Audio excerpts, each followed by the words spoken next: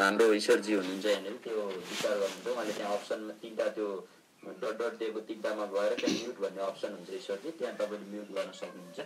अनि अब यो क्याम्पसले तपाईँको चाहिँ यो एलएलबी जुन तपाईँहरूको अलिकति ठुलो मास पनि छ, जसलाई इक्जाम कन्डक्ट गर्न अलिकति अप्ठ्यारो पनि छ, विविध प्राविधिक कुरादेखि लिएर र हरेक समस्याको बावजुद पनि यस्तो समयमा पनि क्याम्पसले यो ग्याप नदिकन तत्कालै इक्जाम कन्डक्ट गरिहालौँ भनेर विभिन्न परिस्थितिलाई मध्यनजर गरेर, किन तपाईँहरूको इक्जामले धेरै सेन्टर पनि क्याप्चर हुने, त्यसले गर्दाखेरि क्याम्पसलाई धेरै ग्याप गरेर इक्जाम दिनु पनि नसक्ने अवस्था, विद्यार्थीको धेरै गुनासो थियो। तैपनि अब हामीले क्याम्पससँग रिक्वेस्ट गरेको थियौँ, तर अब तपाईँहरूको परीक्षा त्यो ढङ्गले जाने भन्ने खालको आइसके पछाडि अब तपाईँहरूले पनि अलि राम्रो तयारी गर्नुपर्ने हुनेछ होइन।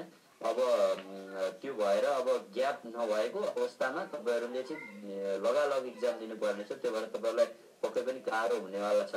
र अर्को कुरा भनेको अब यो अनसर्टेन छ यो समय, तपाईँहरूले बुझिसक्नु भएको छ। कोभिडले गर्दा भोलि इक्जाम कन्डक्ट नगर भनिदिन पनि सक्छ बिचैमा, वा त अब यो ट्युबको इक्जामहरू चाहिँ तोकेको इक्जामहरू चाहिँ गर्ने भन्ने खालको पनि एउटा आएको छ। त्यस कारणले कसरी अगाडि बढ्छ त्यो तपाईँहरू पनि फिल्डमै अब काहीँ न काहीँ तपाईँहरू जबमा हुनुहुन्छ, कता हुनुहुन्छ, तपाईँहरूले एउटा फिल्डबाट बुझिहाल्नु भएको छ यो सिनारियो होइन। अब यो बिचमा पनि हामीले यो अहिले जुन एउटा प्रविधि छ, यो प्रविधिलाई हामीले प्रयोग गरेर हामीले चाहिँ क्लासहरू चाहिँ यसरी गर्न सक्यो भने तपाईँहरूको यो एउटा भनौँ न अफ टाइम चाहिँ एकदम फुलफिल हुन्छ भन्ने हामीलाई लागेको छ। अब मुख्य कुरा चाहिँ के हो भन्दाखेरि यो क्लासहरू हामीले पहिला पनि विगतमा गरिराखेको हो, धेरै साथीहरू त यहाँ परिचित नै हुनुहुन्छ होइन। अब यो क्लासहरू कसरी जान्छ भन्ने कुरामा हाम्रो एउटा ईश्वरजी हाम्रो एउटा तयारी के हो भने, अब हामी एउटा म त अब एउटा युनियनको मान्छे पनि हो होइन, तपाईँहरूले यो कुरा बुझ्नु पऱ्यो। अनि त्यस पछाडि अब हामीले यो क्लास चलाउनै पर्ने एउटा हाम्रो युनियनको एउटा कल्चर पनि हो यो ल क्याम्पसमा एउटा निःशुल्क क्लास चलाउने।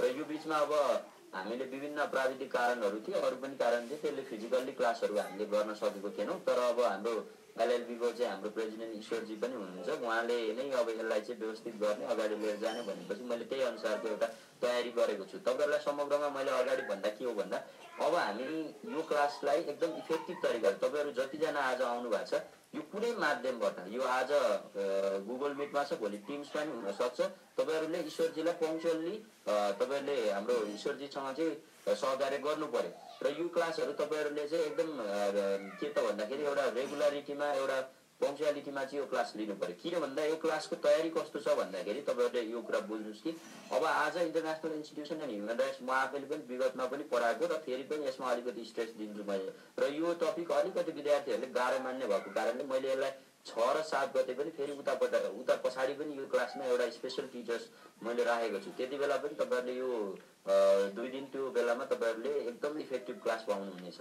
र मैले तयारी यहाँ अर्को कस्तो खालको गरेको छु भने, हामी अब यो कम्पनी ल बुधबार र बिहिबार जुन कर्पोरेट ल छ तपाईँको, अब सरकारी वकिल हाम्रो कपिल रोका आउनुहुन्छ, उहाँले चाहिँ एकदम राम्रोसँग तपाईँहरूलाई कम्पनी ल बुझाउनुहुन्छ। त्यस पछाडि पनि हामीले अधिवक्ता रामकुमार आचार्य, उहाँ चाहिँ इन्जिनियरिङलाई प्रोफेसनल इथिक्स एन्ड लयरिङ पढाउनुहुन्छ, उहाँलाई हामीले बोलाएको छौँ। त्यसकारण के हो भने तपाईँहरू अब बिचबाट आउनुभयो, एक दिन आउनु नआउनु गर्नुभयो भने यो बिचमा तपाईँलाई कस्तो हुन्छ भन्दाखेरि अब कुनै क्लास चाहिँ बुझ्ने कुनै क्लास नबुझ्ने, कहाँ के भइरहेछ भन्ने अनुमान लगाउन गाह्रो हुन्छ। त्यस कारणले तपाईँहरूको पङ्क्चुअलिटी पनि एकदम जरुरी छ, यो तपाईँहरूले बुझ्नु पर्यो। र मुख्य कुरा तपाईँहरू रेगुलर हुनुभयो भने त्यो अनुसार हामी अझ बढी इफेक्टिभ, किनकि यो अनलाइन हो, अनलाइनमा बढी राम्रो रिसोर्सहरूलाई चाहिँ हामीले चाहिँ कल गर्न सक्छौँ। र तपाईँहरूको उपस्थितिले र तपाईँहरूको यहाँ भित्र देखिने एउटा डिसिप्लिन र यो क्लासलाई चाहिँ तपाईँले एउटा निःशुल्क क्लास हामीले भोलिन्टियरली गरेको हाम्रो जति यो सुविधाले भ्याएसम्म गरेको क्लासमा तपाईँहरूले पनि कुन ढङ्गले सहयोग गर्न सकिन्छ त्यो गर्नु पर्यो। जस्तो अब यसलाई 100जनाभन्दा बढी विद्यार्थीमा लानको लागि तपाईँहरूसँग एउटा यो अनलाइन विभिन्न यो प्रिमियमहरू तिरेर गर्ने पनि हुन्छ। कतिजना त्यो एक्सेसमा हुनुहुन्छ भने हाम्रो ईश्वरलाई त्यो सहयोग गर्नलाई तपाईँहरूले चाहिँ त्यहाँनिर अलिकति हेल्प गर्नुपर्ने हुन्छ होइन। अब त्यो खालको एउटा सिम पनि छ, म तपाईँहरूलाई लास्टमा 5-7 मिनट तपाईँहरूसँग डिस्कस गर्दाखेरि त्यो कुराहरू कसैसँग एक्सेस छ भने त्यो भनिदिनु होला होइन। अब मुख्य कुरा के हो भने यो क्लास तपाईँहरूको अब यो छोटो समयमा यदि 10 गतेबाट इक्जाम भयो भने हामीले यो बिचमा कसरी यसलाई बेस्ट वेबाट, किनभने हाम्रो लास्ट मैले 4-5 वर्षमा ल क्याम्पसमा हामीले जुन सङ्गठनले क्लास चलाउँदाखेरि हामीले के गर्छौँ भने 2 दिनमा 3 दिनमा हामीले यो क्लासलाई कसरी एउटा के हो त भन्दा ट्र्याकमा लिएर आइदिने। र अर्को कुरो के हो भन्दा जो स्टुडेन्टहरू रेगुलर पढिरहनु भएको छ तर पनि क्लासको चाहिँ एउटा के हो त भन्दा सब्जेक्ट वाइज आफूलाई चाहिँ सँगसँगै लान सकिरहनु भएको छैन, वा तपाईँहरू जो अहिले इक्जाममा आएर एक्कासी प्रिपेयर गर्दै हुनुहुन्छ जहाँ ल क्याम्पसको त्यो बाहिर चाहिँ त्यो सोल्युसन राख्दै हुन्छ, लिएर आएको हुन्छ, त्यो सोल्युसन कतिले कहाँबाट सारे हुन्छन्, कसैले कसरी बनाएको हुन्छन्, त्यो आफ्नो एउटा छ। सब मान्छे त्यो सामान्य एउटा चाहिँ त्यस्तो सोल्युसनको पनि त्यत्रो ह्युज पैसा लिइरहेको हुन्छन् होइन। त्यस कारण त्यो सोल्युसन कुन विषयले निकालेको हुन्छ, त्यो कति इफेक्टिभ छ, त्यसका यावत बाटाहरू छन्, त्यतातिर हामी जाने होइन। तर तपाईँहरूले यो छोटो समयमा आफ्नो प्रिपेरेसन कसरी गर्नुहुन्छ होइन, कसरी चाहिँ छोटै समय पनि हामी पाससम्म हुन सक्ने वा त्योहरूको नजिक पुग्ने होइन, वा त्यसमा चाहिँ अझ बढी पढेको छ भनेदेखि त्यसमा अझ बढी यो क्लासले कसरी एउटा चाहिँ इँटा थप्ने काम गर्छ त त्यसलाई चाहिँ लिएर हामीले चाहिँ यो क्लास गर्छौँ कि। त्यस कारण तपाईँहरूले यो क्लासलाई कसरी बुझिदिन्छ भने अब यहाँ उपस्थित भएका सबै विद्यार्थी इक्वल्ली सबैलाई एउटै अन्डरस्ट्यान्डिङ वा एउटै लेभलको पढाइ चाहिन्छ भन्ने कुरा नहुन सक्छ। कोहीले बढी पढ्नु भएको छ, कोहीले भर्खर स्टार्ट गर्नुभयो होला, कतिजनाले यो क्लास सुनेकै आधारमा भोलि इक्जाम दिन्छु भनेर बस्नु भयो होला होइन। अनि त्यसले गर्दाखेरि के हुन्छ भने तपाईँहरूलाई चाहिँ त्यो यताउता भइरहेको हुन्छ क्या। त्यसले गर्दाखेरि अब हामी यहाँ फेरि ऊ भयो अब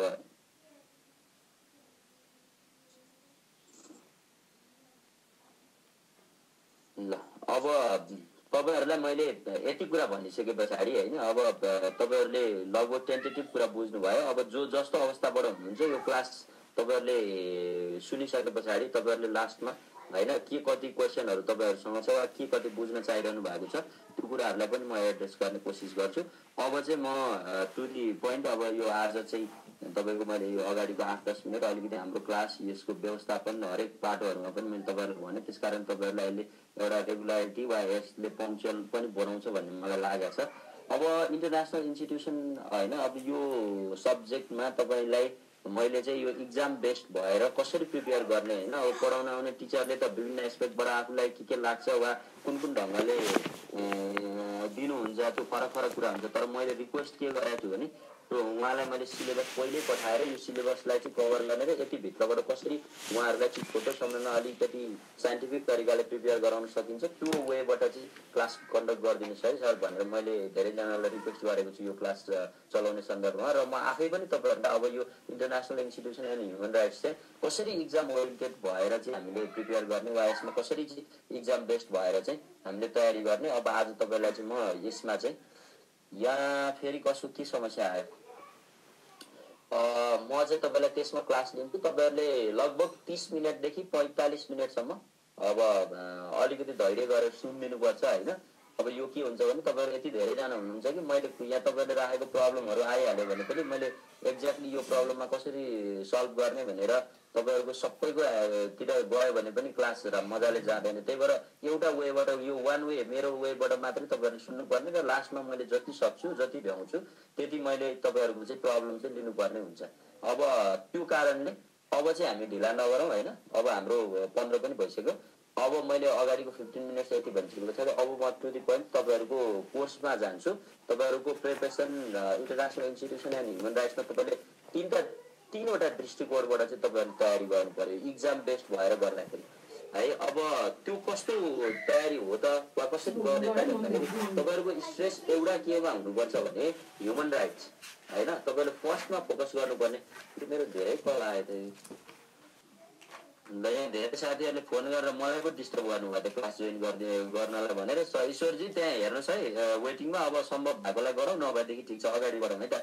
अब पहिलो तपाईँहरूले यो सब्जेक्ट तयारी गर्दा एउटा कुरा तपाईँले केमा ध्यान दिनु पर्यो भन्दाखेरि सुरुमा तपाईँले ह्युमन राइट्सको पार्ट होइन, ह्युमन राइट्सको पार्टबाट तपाईँले यो प्रिपरेसन कसरी गर्ने वा ह्युमन राइट्सभित्र के एस्पेक्टहरू हामीले पढ्नुपर्छ भनेर सुरुमा तपाईँले त्यो एङ्गलबाट यो सब्जेक्टलाई हेर्नु पर्यो। दोस्रो भनेको इन्टरनेसनल इन्स्टिट्युसनको डेभलपमेन्टको कुराबाट हेर्नु पर्यो है। तपाईँले सेकेन्ड पार्टमा फर्स्टमा के भन्यो भने ह्युमन राइट्सको एस्पेक्टबाट यो इन्टरनेसनल इन्स्टिट्युसन एन्ड ह्युमन राइट्समा के क्वेसन सोध्छ वा त्यो एस्पेक्टबाट चाहिँ यो सब्जेक्ट चाहिँ कसरी प्रिपेयर गर्ने भनेर तपाईँको पहिला एउटा एनालाइसिस त्यस्तो बन्नु पर्यो। किनभने त्यो एक्जाम बेस्ड हुँदाखेरि त्यसरी हेर्नुपर्छ।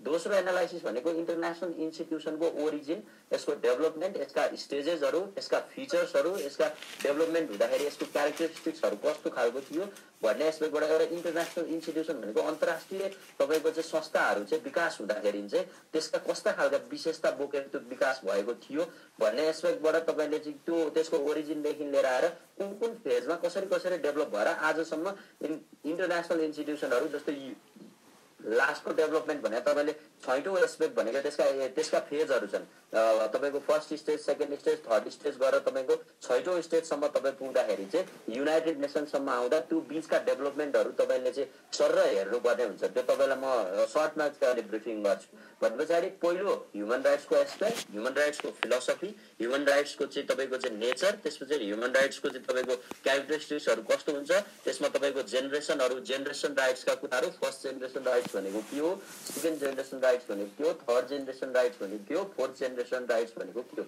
यो तरिकाले तपाईँले राइट्सको पार्टबाट पनि सोच्नु पर्यो र अर्को भनेको तपाईँले इन्टरनेसनल इन्स्टिट्युसनको पार्टबाट सोच्नु पर्यो र थर्ड पार्ट भनेको तपाईँको के हो त भन्दाखेरि युनाइटेड नेसनको समग्र, युनाइटेड नेसन्स भनेको कस्तो खालको इन्स्टिट्युसन हो, यहाँभित्र कस्ता खालका अङ्गहरू हुन्छन्, यसभित्र फङ्सन्स गर्ने चाहिँ त्यो विभिन्न अर्गान्सहरू चाहिँ तिनीहरूको फङ्सन, तिनीहरूको डेभलपमेन्ट, तिनीहरूको ओरिजिन, तिनीहरूले कस्तो कस्तो एरियामा काम गर्छन् भनेर तपाईँले युनाइटेड नेसन्सका डिफ्रेन्ट अर्गानहरूलाई चाहिँ तपाईँले बुझ्नु पर्यो। त्यसपछि त्यहाँभित्रबाट पनि क्वेसन आउँछ।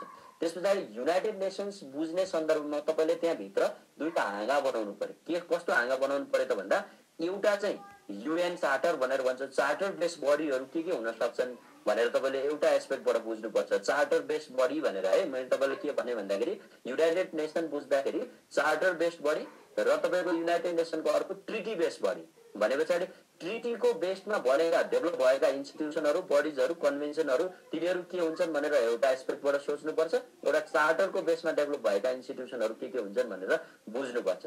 नाउ द लास्ट स्टेज तपाईँको यसमा के हुन्छ भने अरू भनेका सामान्य टपिकहरू छन्, एकदम छोटो छोटो छ। ह्युमेनिटेरियन इन्टरभेन्सन के हो हैन, न्युट्रालिटीको कुराहरू हैन, असाइलमको कुराहरू चाहिँ त्यहाँ जोडेको छ। तर त्यो भन्दा अर्को भनेको हामीले के हो त भन्दा तपाईँलाई यो इक्जाम बेस्ड भएर तपाईँले सोच्नुपर्ने अर्को कुरा के हो त भन्दा जुरिस्टिक्सनको कुरा र आइसिजेको कुरा, इन्टरनेसनल कोर्ट अफ जस्टिस यसले दिने तपाईँको चाहिँ जस्टिस कस्तो हुन्छ र यसमा कस्तो खालको जुरिस्टिक्सन अट्र्याक्ट हुन्छ, एडभाइजरी जुरिस्टिक्सन, कम्पलसरी जुरिस्टिक्सन जस्ता कुराहरू चाहिँ त्यहाँभित्र तपाईँको लास्टमा राखेको छ। र त्यहाँ तपाईँको सिलेबसमा हेर्नुभयो भने इन्टरनेसनल केसहरू तपाईँलाई चाहिँ त्यहाँ इन्कर्पोरेट गरेको छ, 1-2वटा केसहरू राखेको छ।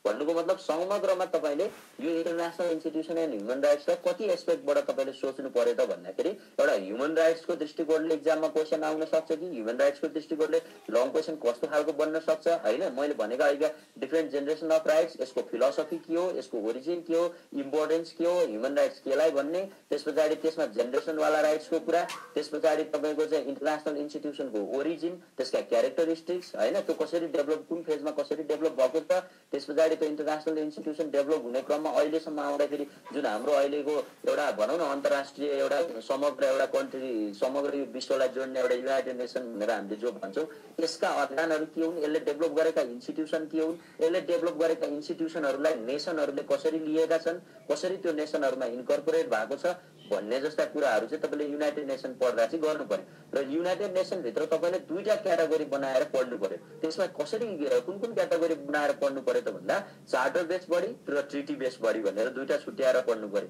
र तपाईँको मैले अहिले भनेको लास्ट वान भनेको जुरिस्टिक्सनको कुरा र कोर्ट प्रोसिड्युर कस्तो हुन्छ त्यो इन्टरनेसनल इन्स्टिट्युसन एन्ड ह्युमन राइट्समा भनेर तपाईँले चाहिँ त्यसरी बुझ्नुपर्ने हुन्छ। यो एस्पेक्टबाट तपाईँले छुट्याएर हेर्नुभयो भने अब यही भित्रको वरिपरि रहेर मेजर इक्जामको क्वेसनहरू चाहिँ निक्लिन्छन् र यही वरिपरि नै तपाईँले क्वेसनहरू चाहिँ पत्ता लगाउनु पर्ने हुन सक्छ र तपाईँले ह्युमन राइट्सको दृष्टिकोणबाट लङ क्वेसन सोध्न सक्छ, यही इन्स्टिट्युसनको वरिपरिबाट चाहिँ लङ क्वेसन सोध्न सक्छ भनेर तपाईँले बुझ्नु पर्यो। र मैले तपाईँलाई ब्याकग्राउन्ड यति बनाइदिइसके पछाडि अब इन्टरनेसनल इन्स्टिट्युसन एन्ड ह्युमन राइट्समा कसरी पढ्नुपर्ने रहेछ वा के दृष्टिकोणबाट चाहिँ यो कोर्सलाई हेर्नु पर्दो रहेछ भनेर तपाईँहरूले बुझ्न सक्नुहुन्छ। अब नाउ म तपाईँहरूलाई इन्टरनेसनल इन्स्टिट्युसन एन्ड ह्युमन राइट्समा अब म तपाईँलाई फर्स्टको एउटा पार्ट भनेको के कभर गरिदिन्छु भने मेजर कुराहरू चाहिँ के कभर गरिदिन्छु त भन्दा ह्युमन राइट्सको पर्सपेक्टिभबाट चाहिँ तपाईँले चाहिँ यो सब्जेक्टलाई कसरी हेर्ने त भनेर भन्दा अब यसका केही मेजर एस्पेक्टहरू छन्, म तपाईँलाई त्यो भनिदिन्छु। त्योभन्दा अगाडि तपाईँले अलिकति जस्तो जान्नुपर्ने कुराहरू तपाईँको के हो त भन्दा तपाईँलाई चाहिँ मैले जस्तो ट्रिटी बेस्ड बडीहरूमा चाहिँ तपाईँले हरेक कन्भेन्सन वा उसको चाहिँ कमिटीहरू हुन्छ भनेर भन्ने कुरा, चार्टर बेस्ड बडीमा चाहिँ कस्ता कस्ता इन्स्टिट्युसन हुन्छ भनेर त्यो बिचमा चाहिँ तपाईँले बुझ्नुपर्ने हुन्छ। अब यति भनिसके पछाडि तपाईँले अब टिप्नुहोस् ल। अब अहिलेसम्मकोले चाहिँ तपाईँलाई के बनायो त भन्दाखेरि यो समग्र सिलेबसमा जस्तो भर्खर स्टार्ट गरेको आज फर्स्ट क्लास लिएको के आउट इन्टरनेसनल इन्स्टिट्युसन एन्ड ह्युमन राइट्समा के छ यहाँभित्र के पढ्नुपर्छ भन्ने मान्छेलाई त झन् सपोर्ट भयो र अरू पढिरहेका मान्छेलाई पनि यसले अझ बढी चाहिँ सेपिङ गरिदियो होइन। अलिक कसरी पढ्नु पर्दो रहेछ, के भित्र के हुन सक्छन् भनेर बुझ्नु पर्यो। अब तपाईँहरूले टिप्नु पर्यो के भन्दा जस्तो मैले ह्युमन राइट्स के हो त, ह्युमन राइट्सभित्र कस्ता कस्ता कुरा थाप्नुपर्छ भन्ने कुरा र त्यसको फिलोसफी के हो होइन, त्यसको नेचर कस्तो हुन्छ भन्ने कुराहरू म तपाईँलाई सर्टकटमा छोटो छोटो पोइन्टहरूमा म भन्छु। तपाईँहरूले कतिसम्म यसलाई टिप्न सक्नुहुन्छ वा कतिसम्म यसलाई बुझ्नुहुन्छ त्यो तपाईँहरूले अब टिप्दै जानुपर्छ ल। मैले चाहिँ अब स्टार्ट गरेँ है त। ह्युमन राइट्सलाई तपाईँले जेनरली के भनेर बुझ्नु भएको छ भन्दाखेरि यो ह्युमन राइट्स एस्पेक्ट भनेको तपाईँको चाहिँ अहिले तपाईँको ह्युमन राइट्सलाई तपाईँहरूले के भनेर बुझ्नुहोस् भन्दाखेरि ह्युमन राइट्स चाहिँ तपाईँको चाहिँ international institution and human right standard may not be same in the every society. अब यो पहिलो एस्पेक्ट भनेको के हो भने ह्युमन राइट्सको कन्सेप्ट भनेको एभ्री सोसाइटीमा एउटै हुन्छ भन्ने हुँदैन। यो तपाईँले पहिलो कुरा बुझ्नु पर्यो होइन। अनि ह्युमन राइट्सलाई तपाईँले के बुझ्नुपर्छ भने यो ह्युमन राइट्सको कन्सेप्ट चाहिँ तपाईँको स्टेटले इन्डिभिजुअललाई प्रोभाइड गर्छ भनेको राज्यले एउटा इन्डिभिजुअललाई प्रोभाइड गर्ने एउटा के हो त भन्दाखेरि मेकानिजम हो भनेर बुझ्नु पर्यो। यो एउटा सुरुमा त मिथ हो होइन। ह्युमन राइट्स भनेको त 1948 भन्दा अगाडि त यो ह्युमन राइट्सका त खासै धेरै बहसै हुँदैन थियो, किनभने त्यस पछाडि नै आयो मान्छेको चाहिँ सेल्फ डिटर्मिनेसन हुनुपर्छ, एउटा ह्युमनको चाहिँ ह्युमन बिङको चाहिँ डिटर्मिनेसन हुनुपर्छ, उसको पनि एउटा आत्मा के हो, उसको पनि एउटा के हो त भन्दा आत्मा संरक्षण वा उसको पनि एउटा अधिकार बाँच्न पाउने अधिकारका बहसहरू हुन थाल्यो। किनभने 1948 भन्दा सेकेन्ड वर्ल्ड वारमा त झन्डै हिटलरले 40-50 लाख मान्छे मार्दा त उनीहरू मान्छेको मुन्डे नै थिएन भनेपछि त्यो ह्युमन राइट्सका फिलोसफी प्रिन्सिपलहरू त्यो ढङ्गको अगाडि त एउटा साइन्टिफिक तरिकाले वा स्टेटले त त्यसलाई त एउटा सिरियस रूपमा त लिएको थिएन। त्यसकारण अब ह्युमन राइट्सलाई कतातिर मोडियो त भन्दा मोड्न खोजियो त भन्दा ह्युमन राइट्स चाहिँ के हो त भन्दाखेरि स्टेटले इन्डिभिजुअललाई दिने हो भन्दै आएपछि यसलाई हामीले फन्डामेन्टल राइट्सको रूपमा चाहिँ कन्भर्ट गऱ्यौँ होइन। अब त्यो त राइट्स त धेरै प्रकारका छन्। अब यी फन्डामेन्टल राइट्स भनेका पनि कहाँकै प्रिन्सिपल लिएर आएका हुन्छन् त भन्दा ह्युमन राइट्सकै बेसिक प्रिन्सिपलहरू लिएर आएर फन्डामेन्टल राइट्स बनाइएको हुन्छ। तर फन्डामेन्टल राइट्स भनेको चाहिँ नेसन अनुसार डिफ्रेन्ट कुरा हो। तर नेचर अफ ह्युमन राइट्स भनेको चाहिँ कस्तो हुन्छ त भन्दा युनिभर्सालिटीको नेचरको हुन्छ, विश्वव्यापी दृष्टिकोणबाट चाहिँ ह्युमन राइट्सको डेभलप भएको हुन्छ। तपाईँलाई फर्स्ट कुरा मैले भनेको के त भन्दाखेरि यो चाहिँ स्टेटले एउटा इन्डिभिजुअललाई एउटा व्यक्तिलाई एउटा व्यक्तिहरूको समूहलाई व्यक्ति त्यस्तो चिज चाहिँ हो ह्युमन राइट्स दिने एउटा मेकानिजम हो भनेर तपाईँले सुरुमा बुझ्नु पर्यो। त्यस पछाडि यसमा तपाईँले जस्तो यसमा तपाईँले अर्को कुरा के बुझ्नुपर्छ भने अब ह्युमन राइट्स भनेको चाहिँ कसलाई दिइन्छ त भन्दा मान्छेलाई ह्युमन बिङलाई मात्रै दिइन्छ। किनभने ऊ चाहिँ एउटा ह्युमन भएकै कारणले चाहिँ उसले चाहिँ ह्युमन राइट्स पाएको हो भनेर भन्ने होइन। ह्युमन राइट्स भनेको फेरि अरूलाई दिने कुरा होइन, only because he or she is a human being भनेर बुझ्नु पर्यो होइन। अब यो के हो त भन्दा मिनिमम यो भनेको न्यूनतम अधिकार हो मान्छेको। ह्युमन राइट्स भनेको चाहिँ न्यूनतम अधिकार हो, यो अधिकार चाहिँ भाइलेसन गर्न पाइँदैन। इन अनएलेबल भनेको तपाईँको के भन्न खोजेको त भन्दा नैसर्गिक अधिकार हो, जन्मसिद्ध अधिकार हो होइन। यो भनेको प्राकृतिक अधिकार हो। जस्तो एउटा ह्युमनले तपाईँले हेर्नुहोस् है, मैले यो एकदम तपाईँलाई कुनै पनि किसिमको बाहिरको कन्टेक्स्ट बाहिरको कुरा गरेको छु नि है, एकदम टु बी पोइन्ट तपाईँलाई मैले के भन्दैछु भने राज्यले व्यक्तिलाई एउटा कुरा ह्युमन राइट्स भन्ने बित्तिकै तपाईँले यो 5-6वटा कुरा लेख्नुपर्छ। पहिलो कुरा भनेको राज्यले व्यक्तिलाई दिने कुरा, दोस्रो कुरा भनेको ऊ मानव भएकै कारणले उसले पाउने कुरा, तेस्रो कुरा भनेको यो मान्छेको मिनिमम राइट हो भनेको न्यूनतम तपाईँको चाहिँ अधिकार हो भनेर बुझ्नु पर्यो। तेस्रो कुरा, चारवटा भनेको उसको चौथो कुरा भनेको उसको नैसर्गिक अधिकार हो भनेर बुझ्नु पर्यो होइन। त्यस पछाडि यो उसको प्राकृतिक अधिकार हो भनेर बुझ्नु पर्यो। तपाईँले मानव अधिकारलाई बुझ्दाखेरि मानव अधिकारमा तपाईँले यति पोइन्टहरू लेख्नु पर्यो, यसले मात्रै मानव अधिकार भनेको के हो भनेर भन्ने कुराको चाहिँ फुलफिल गर्छ। र यसलाई अर्को एउटा शब्दमा एउटा वाक्यमा तपाईँले भन्ने हो भनेदेखि यो भनेको चाहिँ नैतिक अधिकार हाईएस्ट अर्डरको भनेको सबैभन्दा उच्च अर्डरको एउटा के हो त भन्दा नैतिक अधिकार पनि मानव अधिकार हो। किनभने मानव अधिकार भनेको अब एउटा मिनिमम राइट भनिसके पछाडि एउटा मान्छे जन्मिसके पछाडि उसले अहिले त जन्मिनै पाउने त अधिकार हुन्छ होइन। अब मान्छेलाई चाहिँ 12 हप्ताभन्दा बढीको एउटा फिटसलाई त मार्न पाइँदैन भनेर कानुनले नै भनेको छ भनेपछि ऊ एउटा जन्मसिद्ध अधिकार हो, जन्मिनु पाउनुपर्ने अधिकार हो भनेर भनिसके पछाडि यो भनेको चाहिँ के हो त भन्दा moral right of highest order भनेर तपाईँहरूले बुझ्नु पर्यो होइन। अब के हो भने यसले के हेर्दैन भनेर भन्दाखेरि तपाईँले मानव अधिकारले के हेर्दैन त भन्दाखेरि तपाईँले यसले सेक्स हेर्दैन, नेसनालिटी हेर्दैन, कलर हेर्दैन, रेस्ट हेर्दैन होइन, कास्ट हेर्दैन, ओरिजिन हेर्दैन, रिलिजन हेर्दैन। मानव अधिकार भनेको सबैको लागि होइन। यसले धर्म हेरेर व्यवहार गर्दैन होइन, यसले कलर हेरेर व्यवहार गर्दैन, यसले जातवाद हेर्दैन, यसले रिलिजन हेर्दैन, कहाँबाट उत्पत्ति भयो भनेर हेर्दैन। यो मानव अधिकारको न्यूनतम के हो त भन्दाखेरि तपाईँको चाहिँ फिचर्स हो भनेर तपाईँले बुझ्नु पर्यो होइन। अब मुख्य रूपमा तपाईँले मानव अधिकारको यो मैले यति तपाईँको ब्याकग्राउन्ड बनाइदिएँ है। यसले तपाईँको अब के हुन्छ त भन्दाखेरि होइन, अब यसले तपाईँको मानव अधिकार भनेको के रहेछ भनेर तपाईँले लेख्न सक्नुहुन्छ होइन। त्यस पछाडि अब मानव अधिकारको नेचर भनेको यसको चाहिँ प्रकृति कस्तो खालको हुन्छ त, मानव अधिकारको प्रकृति के हो त भन्दा तपाईँले यसमा थोरै के लेख्नुपर्छ भने अब यो चाहिँ के हो त भन्दा यसको यो भनेको चाहिँ नागरिकहरूको एउटा स्ट्रगलबाट पनि प्राप्त हुने अधिकार हो है। यो तपाईँले एउटा कुरा यसको नेचर लेख्नुपर्छ। अनि यो एउटा इनहेरेन्ट राइट हो है। अर्को तपाईँले के लेख्नुपर्छ भने यो इनहेरेन्ट राइट हो। यो भनेको तपाईँको जन्मिने बित्तिकै प्राप्त गर्ने अधिकार। तपाईँ जन्मिनु भयो अब तपाईँले बाँच्न पाउने अधिकार पाइहाल्नुहुन्छ। त्यसकारण यो भनेको एउटा नैतिक अधिकार पनि हो भनेर चाहिँ तपाईँले हाइएस्ट अर्डरको नैतिक अधिकार हो भनेर यसको नेचर लेख्नु पर्यो होइन। अब यसलाई चाहिँ के को रूपमा एडप्टेड गरेको हुन्छ त भन्दा मानव अधिकारलाई चाहिँ मौलिक अधिकारको रूपमा अरू लिगल राइटको रूपमा चाहिँ स्टेटले चाहिँ के गरेको हुन्छ त भन्दा इन्कर्पोरेट गरेको हुन्छ। जस्तो नेपालले पनि मानव अधिकारलाई कसरी त भन्दा आफ्ना मौलिक हकमा राखेर होस्, आफ्ना चाहिँ अन्य ऐनहरूमा राखेर होस् होइन, त्यसरी चाहिँ के गरेको हुन्छ त भन्दा अब राखेको हुन्छ। अनि ह्युमन राइट्सको नेचर भनेको यो चाहिँ के हुन्छ त भन्दा बहुलवादी हुन्छ है। यो चाहिँ प्लुरल नेचरको हुन्छ भनेर तपाईँले बुझ्नु पर्यो है। यसका चाहिँ बहुआयामिक एस्पेक्टहरू हुन्छन् भनेर यसको नेचरमा यो एउटा कुरा थप्नुहोस् है। अनि त्यस पछाडि यसलाई यो प्रत्येक नागरिकले चाहिँ प्राप्त गर्नुपर्ने अधिकार हो भनेको योले कसैलाई पनि बायस गर्दैन। जस्तो फन्डामेन्टल राइटले के गर्छ, राइट टु सिनियर सिटिजन भन्यो भने अब तपाईँको चाहिँ ज्येष्ठ नागरिकको हक भयो भने त बालबालिकाले वा त्यो यङले पाउँदैन नि त होइन। त्यसकारण त्यो भनेको स्पेसिफिक हुन्छ होइन। अब सोसियल जस्टिस भन्यो भने तपाईँको सामाजिक न्यायको हक भनेको त तपाईँको त्यो मार्जिनलाइज कम्युनिटीलाई चाहिँ प्रदान गर्ने वा त्यो मारमा परेको कम्युनिटीलाई दिने राइट हुन्छ नि। तर ह्युमन राइट्स भनेको चाहिँ के हुन्छ त भन्दा प्रत्येक तपाईँको चाहिँ नागरिकलाई दिइने हुन्छ। यसमा चाहिँ यसको चाहिँ एउटा मिनिमम स्ट्यान्डर्ड भनेको यो हो। त्यसकारण तपाईँले नेचर लेख्दाखेरि ह्युमन राइट्सलाई यसरी चाहिँ लेख्नुपर्ने हुन्छ होइन। अब तपाईँको यो यसको क्यारेक्टरिस्टिक्सको कुरा गर्ने हो भने तपाईँले अब मैले के सकेँ भने ह्युमन राइट्स भनेको के हो भने तपाईँलाई मैले नेचर भने अब म तपाईँलाई क्यारेक्टरिस्टिक्स भनिदिन्छु। क्यारेक्टरिस्टिक्स चाहिँ के हुन्छ त ह्युमन राइट्सको भन्दाखेरि यो इक्वालिटी हुन्छ। यसमा कुनै खालको डिस्क्रिमिनेसन हुँदैन न।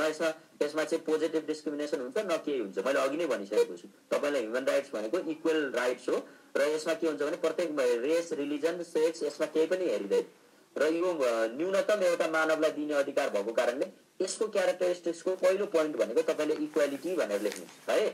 दोस्रो पोइन्ट भनेको इनअलाइनेबिलिटी भनेको के हो त भन्दा यो भनेको च्यालेन्ज गर्न सक्दैन। ह्युमन राइट्सलाई कसैले पनि च्यालेन्ज गर्न सक्दैन। ह्युमन राइट्स भनेको एब्सोल्युट हुन्छ होइन। अब यो चाहिँ तपाईँको चाहिँ के हुन्छ भन्दा राज्यले पनि यो डिनाइड गर्न सक्दैन। ह्युमन राइट्स भनेको तपाईँको जस्तै सुकै बेलामा पनि जस्तै राज्य सङ्कट कालमा परेको छ, राज्य एकदम इमर्जेन्सी पिरियडमा परेको छ भने नि उसले अन्य फन्डामेन्टल राइट्सहरू भाइलेसन गर्न सक्छ। राइट टु फ्रिडम भाइलेसन गर्न सक्छ। तर right to live with dignity वा राइट टु लाइफ उसले कहिले पनि कन्सिडर गरेर जान सक्दैन। त्यसकारण के हुन्छ भने यो इनअलाइनेबिलिटी भनेको यो नैसर्गिक हुन्छ। यो भनेको कस्तो हुन्छ त भन्दाखेरि कसैले यसलाई च्यालेन्ज गर्न नसक्ने यसको क्यारेक्टरिस्टिक्स हुन्छ। र तेस्रो क्यारेक्टरिस्टिक्स भनेको कस्तो हुन्छ त भन्दा यो युनिभर्सल हुन्छ। हेर्नुहोस् युनिभर्सालिटी हुन्छ। जस्तो फन्डामेन्टल राइट्स त नेपालको संविधानले फन्डामेन्टल राइट्समा के राख्छ, इन्डियाको संविधानले त्यो चाहिँ के हो त भन्दाखेरि त्यो नराख्न पनि सक्छ। हाम्रो फन्डामेन्टल राइट्सहरू भनेको हाम्रा नागरिकलाई हेरेर बनाइएको हुन्छ। तर अमेरिकाको फन्डामेन्टल राइट्स उहाँको नागरिकलाई हेरेर बनाएको हुन्छ। त्यसले मानव अधिकारका न्यूनतम मूल्य मान्यताहरू त राखेको हुन सक्छ। तर के चाहिँ नहुन सक्छ भन्दाखेरि तपाईँको चाहिँ उनले चाहिँ सबै देशको फन्डामेन्टल राइट्स चाहिँ एउटै नेचरको हुन्छ भन्ने हुन सक्दैन। त्यसकारण के हुन्छ भने तर मानव अधिकारको चाहिँ जुन एउटा बेसिक र एउटा न्यूनतम जो मैले अघि तपाईँलाई क्राइटेरियाहरू भनेको छु त्यसले गर्दा यसको नेचर यसको क्यारेक्टरिस्टिक्स कस्तो हुँदो रहेछ त भन्दा युनिभर्सालिटी भनेपछि तीनवटा क्यारेक्टरिस्टिक्समा तपाईँले बुझ्नुभयो होला। एउटा इक्वालिटी, एउटा चाहिँ के अरे इनअलाइनेबिलिटी र अर्को भनेको के हो त भन्दा युनिभर्सालिटी भनेर यो तपाईँले लेख्न सक्नु पर्यो है। अब यति भए पछाडि तपाईँले ह्युमन राइट्सको डेफिनेसन, यसको नेचर, यसको क्यारेक्टरिस्टिक्स लेख्न सक्नुहुन्छ। अब तपाईँलाई फिलोसफी सोध्यो मानव, अब तपाईँलाई ह्युमन राइट्सको फिलोसफी सोध्यो भने ह्युमन राइट्सको फिलोसफी भनेको के हो त भन्दा एउटा चाहिँ धर्ममा तपाईँले हेर्नुपर्ने हुन्छ होइन। अब धर्मको बेसबाट तपाईँले चाहिँ ह्युमन राइट्सलाई हेर्नुभयो भने यसमा तपाईँले चाहिँ के हुन्छ त भन्दा कुनै पनि धर्ममा चाहिँ होइन ह्युमन राइट्सको विषयमा के छ त भन्दाखेरि एक्ज्याक्टली अब ह्युमन राइट्स चाहिँ यस्तो खालको भनेर स्पेसिफिक नभए तापनि होइन यसमा चाहिँ तपाईँको मेजर गरेर तपाईँको कस्तो छ त भन्दा हिन्दू फिलोसफीको कुरा गर्ने हो भने तिमी अब कर्ममा विश्वास गर, अधिकार नखोज भन्ने हाम्रो चाहिँ कस्तो खालको हो त भन्दाखेरि त्यो फिलोसफी हो। अब तपाईँले यहाँ हेर्नुहोस् है, यो कुरा सजिलो जस्तो लागेको छ तर यसलाई अर्डर बनाएर लेख्नु बहुत महत्त्वपूर्ण कुरा छ। अब हिन्दू फिलोसफीको जो मैले अहिले कुरा गरेको छु तपाईँले हिन्दू अब यो त फिलोसफी अफ के अरे ह्युमन राइट्सको हामी कुरा गर्दैछौँ। ह्युमन राइट्सको फिलोसफी के हो त, यसको कुन बेसमा चाहिँ ह्युमन राइट्सको डेभलप भइरहेको छ त भन्दा एउटा के हो त भन्दा रिलिजनले तपाईँमा एउटा बेसिक काम गर्छ। हेर्नुहोस् रिलिजन एउटा यसको फाउन्डेसन हो। हेर्नुहोस् यसको फिलोसफी हो। कस्तो हो त रिलिजन भन्दाखेरि रिलिजनले एउटा बेसिक स्ट्यान्डर्ड तपाईँमा चाहिँ एउटा डिसिप्लिन चाहिँ मेन्टेन गरिदिन्छ। ल तपाईँ प्रत्येक कुनै एउटा तपाईँ इस्लाम धर्मको अनुयायी हुनुहोस्, तपाईँ चाहिँ के अरे मुस्लिमको हुनुहोस्, चाहे तपाईँ हिन्दूको हुनुहोस्, तपाईँमा धर्मले एउटा काम के गरिदिएको हुन्छ, तपाईँमा डिसिप्लिन क्रिएट गरिदिएको हुन्छ होइन। तपाईँमा एउटा यो गर्नुहुन्छ यो गर्नु हुँदैन भनेर तपाईँमा एउटा लिमिटेसन क्रिएट गरिदिएको हुन्छ। त्यसले गर्दा के हुन्छ भने मान्छे अब धर्मको भाषामा भन्दा पाप गर्न डराउँछ होइन। अब कसैको अनि कानुनको भाषामा भन्दाखेरि ऊ के अरे क्राइम गर्न डराउँछ भने जस्तो भयो होइन। त्यसले गर्दा के हुन्छ भने रिलिजन राइटको लागि एउटा बेसिक तपाईँको के हो त भन्दा फन्डामेन्टल एउटा फिलोसफी हो। हेर्नुहोस् अब त्यसमा अब जस्तो हाम्रोले त कस्तो झन् अझ हिन्दू फिलोसफीले के भनिदिएको छ त भन्दा हिन्दू फिलोसफीले त तपाईँ कर्म गर्नुहोस् होइन, तपाईँ फलको आश नगर्नुहोस्। भन्नुको अर्थ के, तपाईँ ड्युटीमा फोकस गर्नुहोस्, तपाईँ राइटमा फोकस नगर्नुहोस् होइन। तपाईँले ड्युटी गर्नु नै सबभन्दा ठुलो कुरा हो। ड्युटी गरेर मान्छेलाई रिजाउने हो भन्ने हाम्रो हिन्दू फिलोसफीको चाहिँ एउटा के हो त भन्दा बेसिक नोसन हो। भने जस्तै तपाईँले क्रिस्चियनको हेर्नुहुन्छ भने तपाईँको के भन्छ भने तिमीलाई कसैले कसरी ट्रिट गर्छ होइन, तिमी त्यो आधारमा रियाक्सन देऊ भनेर भन्छ। तपाईँको सायद तपाईँहरू अब क्रिस्चियन फिलोसफीमा चाहिँ आधारित कतिपय साथी हुनुहुन्छ भने उहाँहरू अझ बढी यसमा जानकार हुनुहुन्छ। तर मैले यति भने तिमीलाई कसरी ट्रिट गर्छ अरूले होइन, तिमीले त्यो अनुसारको चाहिँ रियाक्सन गर्नुपर्छ वा तिमीले त्यही अनुसारको चाहिँ ट्रिट गर्नुपर्छ भन्ने बाइबलले भन्दो रहेछ होइन। अब यो क्रिस्चियन फिलोसफीको कुरामा अनि यो इस्लामले चाहिँ कसैलाई पनि non Muslim should be treated with dignity and respect भन्छ। हेर्नुहोस् अब मुस्लिमले के भन्छ भन्दा नन मुस्लिमलाई पनि एउटा डिग्निटी र रेस्पेक्टको भावनाले तिमी ट्रिट गर भनेर भन्छ। यसरी तपाईँको चाहिँ ह्युमन राइट्सको चाहिँ के हो त भन्दा डिस्क्रिमिनेसन नगर, त्यो ढङ्गले चाहिँ सोचेको भएर एउटा के हो त भन्दा हामीले ह्युमन राइट्सको पर्सपेक्टिभमा तपाईँले चाहिँ के हो त भन्दा बुझ्नुपर्ने होइन एउटा बेसिक फाउन्डेसन भनेको धर्म हो र धर्मले विभिन्न धर्महरूले कसरी तपाईँको चाहिँ ट्रिट गरिरहेको छन् भनेर तपाईँले यहाँबाट बुझ्न सक्नुहुन्छ। नाउ अब फिलोसफिकल कुरा गर्ने हो भने हामीले सबभन्दा बढी तपाईँहरू फर्स्ट इयरमा जुरिस्प्रुडेन्स पढेर आएको मान्छेलाई नेचुरल स्कुल सबैभन्दा एउटा यसको के हो त भन्दा जब हो, यसको बेस हो होइन। किनभने नेचुरल स्कुल भनेकै मोरालिटीमा बेस्ड हुन्छ। हेर्नुहोस् मोरालिटीमा आधारित हुन्छ, त्यसले एउटा बेसिक मोरालिटीको प्रिन्सिपललाई चाहिँ एडप्ट गरेको हुन्छ। त्यसले गर्दाखेरि त्यहाँभित्र तपाईँले चाहिँ कसरी तर्कमा आधारित रिजनमा आधारित होइन, त्यसले लाइफ लिबर्टी प्रोपर्टीको कुरा गर्छ, सोसल कन्ट्र्याक्ट थ्योरीको कुरा गर्छ होइन। अब त्यहाँनिर तपाईँले हेर्नुहुन्छ भने इन्डिभिजुअल अटोनोमसको कुरा गर्छ। जोन लकदेखि लिएर आएर हिजोका प्लेटो एरिस्टोटलका कुरा गर्ने हो भनेदेखि तिनीहरूले कस्तो कुरा गर्छन् त भन्दा अब उहाँहरूले चाहिँ फ्रिडमलाई चाहिँ बढी इम्फेसिस गरेको होइन। अनि त्यो आधारमा चाहिँ के हुन्छ त भन्दाखेरि सोसाइटीमा चाहिँ लाइफ लिबर्टी र प्रपर्टीलाई चाहिँ के हुन्छ त भन्दा ग्यारेन्टी गर्न सकिन्छ र त्यो चाहिँ इनहेरिटेन्ट राइट हो भन्ने तरिकाले चाहिँ यसलाई इन्टरप्रेट गरेको देखिन्छ। त्यस कारणले नेचुरल स्कुल अफ ल एउटा ह्युमन राइट्सको फिलोसफीको एउटा महत्त्वपूर्ण जब हो भनेर तपाईँहरूले बुझ्न सक्नु पर्यो होइन। अर्को छ के त भन्दा पोजिटिभिजमको कुरा गर्ने हो भने तपाईँले पोजिटिभिजम भनेको तपाईँले बुझ्नुहुन्छ होला, सायद त्यो एनालाइटिकल स्कुल तपाईँहरूले पढ्नु भएको थियो भने एनालाइटिकल स्कुल अफ जुरिस्प्रुडेन्सको कुरा गर्ने हो भने त्यो एउटा फिलोसफी कस्तो खालको फिलोसफी थियो त भन्दा तिमीलाई स्टेटले law is the command of sovereign backed by sanction भनेर भनेको थियो। तिमीलाई राज्यले ट्रिट गर्छ, राज्यले तिमीलाई के कानुन लगाउन खोज्छ त्यो नै तिमीले त्यो फुलफिल गर्नु नै तिम्रो के हो त भन्दा आफैमा त्यो एउटा राइट हो होइन। तिमीले राज्यले दिएको कर्तव्य पुरा गर्यौ भने तिमीले अभियसली के हो त भन्दा राइट पाउँछौ भनेर भन्छौ। तिमी ड्युटी के अरे राइटको आश नगर, तिमीलाई राज्यले दिएको ड्युटी पुरा गर। स्टेटले के ल युज गरेको छ, स्टेटले के ललाई चाहिँ इन्कर्पोरेट गरेको छ त्यसलाई तिमीले हेर्ने हो होइन। त्यसमा चाहिँ के हो त भन्दाखेरि तिमीले चाहिँ के ठिक के बेठिक भनेर तिमीले हेर्ने होइन भनेर चाहिँ यहाँ एक खालको चाहिँ के छ त भन्दा एनालाइटिकल स्कुलले चाहिँ यो खालको आइडिया अगाडि बढाएको कारणले यसले पनि एउटा राइटमा के छ त भन्दाखेरि एउटा फरक खालको चाहिँ डिस्टिङ्ग्विस फिचर्स चाहिँ यसले निकालेको छ। जस्तो तपाईँको चाहिँ यसले के भन्छ त भन्दा ड्युटी राज्यले दिएको छ तिमीलाई यो ड्युटी गर भनेको छ भने त्यो ड्युटी तिमीले गर्नु नै तिम्रो लागि त्यो राइट हो।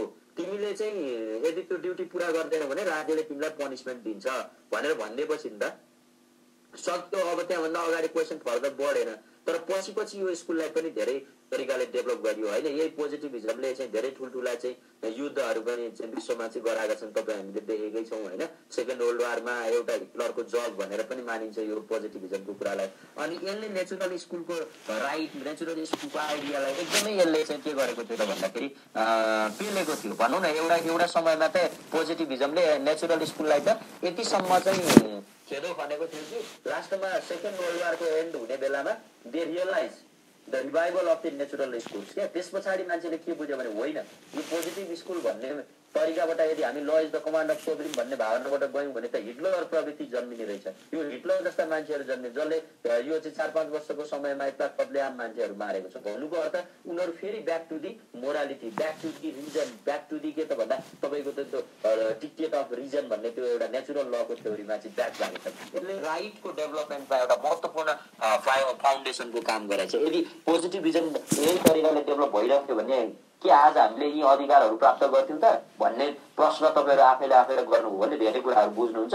अर्को जब मार्क्सिजम भन्ने छ, अब यो मार्क्सिजमको एउटा बेस के हो भन्दा यसले इन्डिभिजुअलिजमलाई विश्वास गर्दैन। यसले अहिलेको राज्यले बनाउने कानुनहरू भनेको एक्सप्लोइट गर्न, शोषण गर्न बनाउने हो। यसले के त भन्दा जनताको अधिकारलाई सुरक्षित गर्ने भन्दा पनि यो राज्य चलाउने जो आज यो विभिन्न देश भनेर यिनीहरूले जो 204-5वटा घेरा बनाएको छ, यो घेरा बनाएर जो रुल गरिरहेछ, यो रुल गर्ने व्यक्तिहरू भनेका सीमित छ। यी सीमित व्यक्तिहरूको अथाह सम्पत्ति छ। त्यो अथाह सम्पत्तिको त्यो प्रपर्टीको चाहिँ सेक्युरिटी गर्नको लागि यिनीहरूले यो राज्यमा नयाँ फन्डा निकाल्ने, सोसियल वेलफेयर भन्ने होइन, अब वेलफेयर स्टेट भन्ने विभिन्न तरिकाले नागरिकलाई चाहिँ के त भन्दाखेरि भ्रममा राखेर आफ्नो सम्पत्तिको सुरक्षा गरेर आफू यो पृथ्वीमा चाहिँ अन्य ह्युमन बिङ भन्दा अलिक एलिनेटेड भएर अलिक सुविधा सम्पन्न भएर 80 करोडभन्दा मान्छे भोकमरी छन्, तर राज्यमा यही पृथ्वीमा यति धेरै इनइक्वालिटी छ। भन्नुको अर्थ के हो त भन्दाखेरि यो मार्क्सिजमले चाहिँ यो कानुन, यो राज्य भन्ने कन्सेप्टलाई मान्दैन र यसले ह्युमन राइट्सलाई पनि के भन्छ त भन्दा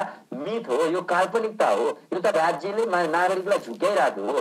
तिमी ह्युमन राइट्सको कुरा गर्छौ भने मानवको नैसर्गिक अधिकारको कुरा गर्छौ भने त इक्वालिटी हो भन्ने तरिकाबाट चाहिँ ह्युमन राइट्सलाई इन्टरप्रेट गर्छ र यसले चाहिँ सोसियल कलेक्टिभिटीमा चाहिँ बढी स्ट्रेस गर्छ। यो मार्क्सिजमको चाहिँ ग्राउन्ड भयो, फिलोसफी भयो। यो ढङ्गले चाहिँ फिलोसफिकल तपाईँले चाहिँ हेर्नुभयो भने यति तरिकाले तपाईँले चाहिँ के हो त भन्दा फिलोसफी बुझ्नुहुन्छ। र अर्को भनेको अफ्रिकन चार्टरको कुरा पनि तपाईँले जोड्ने हो भने अलिकति अब फिलोसफीलाई नै अलिकति हाम्रा यो इन्टरनेसनल भनौँ न यस्ता जुन हाम्रा चाहिँ युरोपियन युनियनहरू भयो, अब अमेरिकन भयो होइन, विभिन्न यो महादेशहरू भयो होइन, यिनीहरूले पनि राइट्सलाई कसरी बुझ्छ त भन्दा यो अब अफ्रिकन चार्टरले चाहिँ ह्युमन राइट्स को सन्दर्भमा अझ यसले त पिपल्स राइट्स भनेर भन्छ होइन। अब त्यसले चाहिँ कस्तो जब बसाइदियो त भन्दा यदि पिपल राइट्सलाई एड्रेस गर्ने हो भने, यदि मानवको अधिकारलाई एड्रेस गर्ने हो भने व्यक्तिको अधिकार भने त्यसै एड्रेस हुन्छ भनेर भन्छ यसले चाहिँ। हेर्नुहोस् यो अफ्रिकन चार्टरले होइन।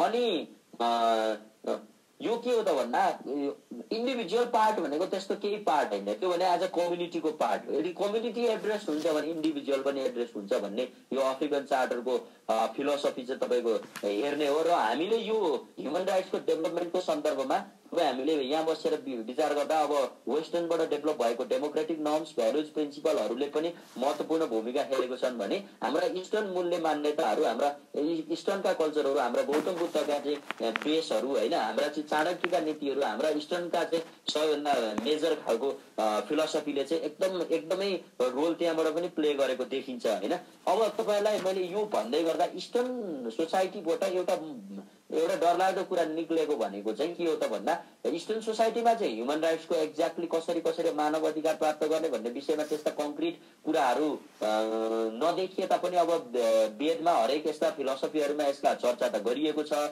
तर जब यो 18 पुराण भन्ने एउटा जुन मनुको डेभलपमेन्ट पछाडिको कुरा मनुस्मृतिको डेभलपमेन्ट पछाडिको कुरामा हेर्ने हो भने चाहिँ यसले चाहिँ कास्ट सिस्टम जुन हाम्रो यो जात व्यवस्थाको उत्पत्ति गर्नुले चाहिँ मानव अधिकारलाई चाहिँ यसले जुन नकारात्मक र मान्छेलाई चाहिँ छुट्याइदिने काम गर्यो अप्पर र लोअर कास्ट भनेर गरिदिएको कारणले नै ह्युमन राइट्सको पर्सपेक्टिभमा ओन्ली इस्टर्न फिलोसफी भन्दा वेस्टर्न फिलोसफीलाई बढी प्रायोरिटी दिने चलन छ। यो यतिसम्म तपाईँहरूले यसलाई कसरी लेख्न सक्नुहुन्छ कसरी बुझ्नुहुन्छ अब टिप्दै जानु भएको छ भने अलिअलि यसलाई बुझ्नुहुन्छ भन्ने मलाई लाग्छ। अनि पछि यो आइसिसिपिआर भन्ने जुन अब यो सिडा कमिटीहरू युनाइटेड नेसनको डेभलपमेन्ट भइसकेपछि यो आइसिसिपिआरले अब राइट टु एसेम्ब्ली भन्ने होइन सङ्गठित हुन पाउने कुरा अब हाम्रो त यो आइसिसिपिआरहरूलाई साइनै गरेको थिएन पञ्चायत सिस्टममा मल्टी पार्टी डेमोक्रेसीलाई मान्दैन थियो। अब यो चाहिँ राइट टु एसेम्ब्ली दिने बित्तिकै त यो आइसिसिपिआर साइन गर्ने बित्तिकै आइसिसिपिआरलाई नेपालले साइन गर्यो भने के हुन्छ त भन्दा राइट टु एसेम्ब्लीको अधिकार दिनु पर्यो। त्यसले गर्दा यो चाहिँ आइसिसिपिआर जस्ता हाम्रा चाहिँ विभिन्न इन्टरनेसनल ट्रिटिजहरू चाहिँ साइन गरेको थिएन। त्यसले गर्दाखेरि पनि अब राइट्सको डेभलपमेन्टको सन्दर्भमा नेपालमा पनि धेरै खालको चाहिँ हाम्रो पछिल्लो पटक मात्रै अलि बढी एक्सर्साइज भएको देखिन्छ होइन एउटा जग भनेको त्यो पनि हो। र अर्को कुरा भनेको अहिले चाहिँ अब चाहिँ तपाईँलाई यति फाउन्डेसनको बेसमा मैले फिलोसफिकल कुरा भनिसके पछाडि अब तपाईँले यहाँबाट एउटा के हो त भन्दाखेरि ह्युमन राइट्स कसरी फिलोसफिकल्ली डेभलप भएको रहेछ होइन वा ह्युमन राइट्सलाई हामीले कसरी बुझ्नु पर्दो रहेछ भनेर तपाईँहरूले सायद मलाई जहाँसम्म लाग्छ यतिले तपाईँले बुझ्नुहुन्छ। र अब अलिकति फ्याक्ट बेस कुरा गर्ने नेपालको बेसमा कुरा गर्ने हो भने तपाईँको ह्युमन राइट्सको सन्दर्भमा अब यो चाहिँ युनाइटेड नेसन मैले भनिसके पछाडि चाहिँ तपाईँलाई अलिक सहज हुन्छ होइन। युनाइटेड नेसन नबुझिकन यो भन्यो भने फेरि युनाइटेड नेसनका कस्ता ट्रिटीहरू चाहिँ नेपालले साइन गरेको रहेछ तर त्यहाँबाट तपाईँले बुझ्नु पर्यो। अब युडिआचार बुझ्नु पर्यो आइसिसिपिआर बुझ्नु पर्यो आइसिएससी त्यो बुझ्नु पर्यो सिडा भन्ने एउटा छुट्टै छ क्याट भन्ने छ होइन। अब तपाईँको के छ त भन्दा आइसिआरडी भन्ने छ सिआरसी छ सिपिइडी छ सिपिआरडी भन्ने छ। यिनीहरू चाहिँ तपाईँको के त भन्दा नेपालमा पनि यिनीहरू यो ट्रिटीहरूलाई नेपाल पनि पार्टी भएर अब बसेको छ। तर नेपालको चाहिँ कस्तो छ भने यो डिसअपियरेन्स र माइग्रेन्ट वर्कर ट्रिटी चाहिँ नेपालले साइन गरेको छैन। केही ट्रिटीहरूमा रिजर्भ पनि छ नेपालले साइन गरेको छैन। यसरी चाहिँ यी ट्रिटीहरूको पार्टी भएर नेपालले अन्तर्राष्ट्रिय सम्बन्ध अन्तर्राष्ट्रिय कानुनहरूलाई पनि अन्तर्राष्ट्रिय बडिजहरूलाई पनि नेपालले इन्कर्पोरेट गरेको छ। त्यसकारण तपाईँले पहिला त्यो इन्स्टिट्युसनहरूको बारेमा जेनरल तपाईँको बुझाइ हुनुपर्छ।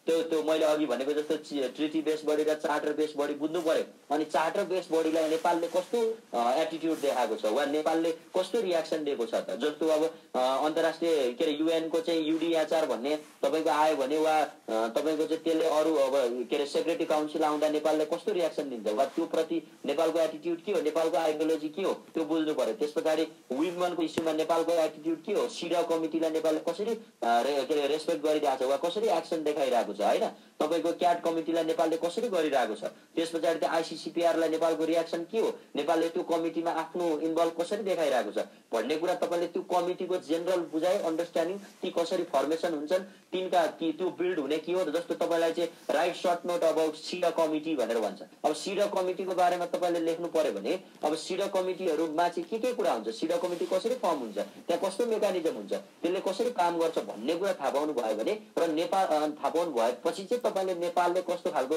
रियाक्सन देखाएको रहेछ त्यो इन्स्टिट्युसनप्रति भनेर तपाईँहरूले बुझ्न सक्नुहुन्छ। यति भने पछाडि इनकेस तपाईँलाई मैले यो सबै कुरा भन्न नभ्याउँदाखेरि पनि तपाईँहरूले अलिकति चाहिँ त्यहाँनिर पढ्न सक्नुहुन्छ होइन। अब म अझै पनि तपाईँलाई के हो भने के भन्ने पक्षमा छुइनँ भने नेपालको जस्तो यो Tharu commission Muslim commission Dalit commission Madhesi commission women commission अब नेपालको चाहिँ ह्युमन राइट्स कमिसनको जुन एस्पेक्टहरू छ यो अलिकति हाम्रो चाहिँ अहिलेको के अरे अलिकति फ्याक्ट बेस कुराहरू भयो जुन युनाइटेड नेसनको इन्स्टिट्युसन बुझेपछि चाहिँ तपाईँहरूले यसलाई अझ बढी बुझ्नुहुन्छ होइन।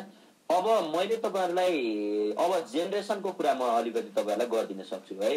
अब यो जेनेरेसनको कुरा मैले तपाईँलाई के भन्न खोजेको भने first generation rights, second generation rights र थर्ड जेनेरेसन राइट्स भनेर तपाईँलाई भन्यो भने होइन, यो generation theory of human rights भनेर पनि भन्छ क्या। यो कहिलेकाहीँ तपाईँले कति विचार गर्नु भएको छ होइन, अब पढ्नु भएको थियो कि थिएन, वा योभन्दा अगाडि पढ्नु भएको मान्छेले कसरी बुझ्नु भएको थियो होइन, यी के हुन् होइन, अब यसबाट कसरी काम हुन्छ। जस्तो यी जति पनि इन्टरनेसनल इन्स्टिट्युसन छ यी त एउटा सेक्टरको लागि छ नि त। जस्तो सिआरसी भन्यो भने चाइल्ड राइट कमिसन के अरे काउन्सिलको कुरा वा त्यो कमिटीको कुरा, चाइल्ड राइट कमिटीले कसरी काम गर्छ भन्दा अब चाइल्ड राइटको सन्दर्भमा काम गर्छ होइन। अब तपाईँको चाहिँ डिसअपियरेन्सको सन्दर्भमा अर्को के अरे त्यो इन्स्टिट्युसनले काम गर्छन् भने यी त इन्स्टिट्युसन बेस्ड कुरा भयो। तर त्योभन्दा अगाडि चाहिँ अझै तपाईँले बुझ्न एउटा बाँकी कुरा के छ भन्दाखेरि यो जेनेरेसन वाइज राइट चाहिँ के हुन्छ होइन, कसरी यो राइटको चाहिँ तपाईँको चाहिँ डेभलप भयो त भनेर भन्दाखेरि तपाईँको यो राइटसँग सम्बन्धित तपाईँले बुझ्नु पर्यो के भन्दाखेरि अब 3 क्याटेगोरिजको मेन बुझ्ने हो। चौथो क्याटेगोरीको भनेको चाहिँ के हो भने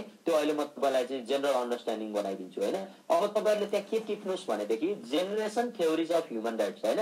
यो generation theories of human rights भनेको चाहिँ ह्युमन राइट्स कस्तो जेनेरेसनबाट डेभलप भयो त, यसका स्टेजहरू के थिए त, कस्तो तरिकाले ह्युमन राइट्स आजको दिनमा यहाँसम्म आयो भन्ने कुरामा चाहिँ तपाईँले जस्तो फर्स्ट तपाईँको चाहिँ हेर्नुहुन्छ भने अब फर्स्ट जेनेरेसन राइट्सको कुरा गर्ने हो भने it is the political civil and political rights, यो लेख्नु पर्यो है।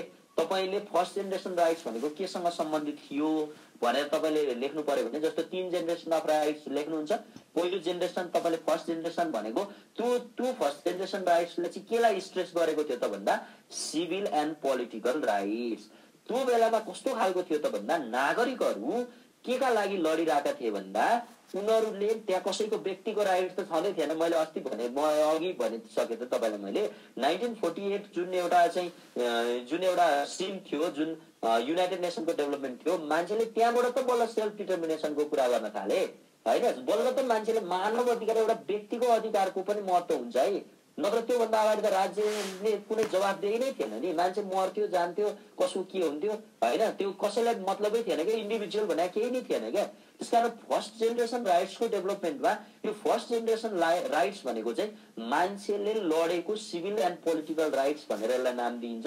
यो राइट्सलाई ब्लू राइट्स पनि भन्छ हेर्नुहोस्, यो अल्सो कल्ड ब्लू राइट्स भनेर भन्छ यसलाई हेर्नुहोस् होइन। यो first generation rights is called blue rights. त्यो भने के हो भने ब्लू राइट्स किन यसलाई भनेको त भन्दा अब यो के हो त भन्दा यो भनेको लिबर्टीको लागि, स्वतन्त्रताको लागि लडाइँ थियो, पार्टिसिपेसन इन पोलिटिकल लाइफको लागि लडाइँ थियो। मान्छेले 2टा कारणको लागि लडेको थियो, एक राज्य हस्तक्षेप गर्ने र राज्य हस्तक्षेप गरेर नागरिकलाई अधिकार दिने र स्वतन्त्रता प्राप्त गर्ने भन्ने नै यसको मुख्य मोटो भएको कारणले first generation rights are also called blue rights. यो भनेको लिबर्टीको लागि, पार्टिसिपेसन इन पोलिटिकल लाइफको लागि र के हो त भन्दा यो राइट्स भनेको चाहिँ रिभोल्युसनको राइट्स थियो। रिभोल्युसन भनेको त्यतिखेर चाहिँ रिभोल्ट गरेर वार गरेर यो जित्ने र मान्छेको लागि चाहिँ के हो त भन्दा लड्ने, एउटा यो ह्युमेनिटीको लागि चाहिँ लड्ने भनेर त्यतिखेर चाहिँ फर्स्ट जेनेरेसन राइट्सको एउटा फाउन्डेसन थियो, एउटा बेस थियो भनेर तपाईँले बुझ्नु पर्यो होइन।